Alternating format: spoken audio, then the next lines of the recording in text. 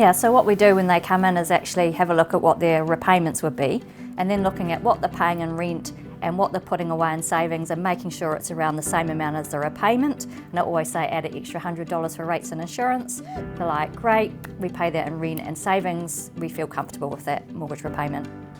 Let's assume a client then gets approved.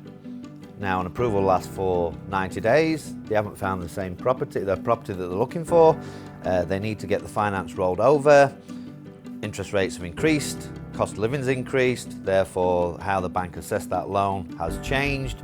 What happens? Is it a case of it just being simply rolled over, or does it need to be reassessed?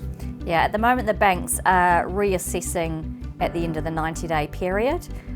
So based on their new calculators. So the calculators what determines what they can afford to borrow. So their calculators can be updated. Obviously if the interest rate rises, then they update their test rates, what they use to calculate if they can afford it, and they also might have an adjustment of the living cost side of things as well, with inflation increasing. So yeah, that could also have an impact. So when if we get an approval for a client at the start, then at least we can highlight to them that, look, this is a very tight deal.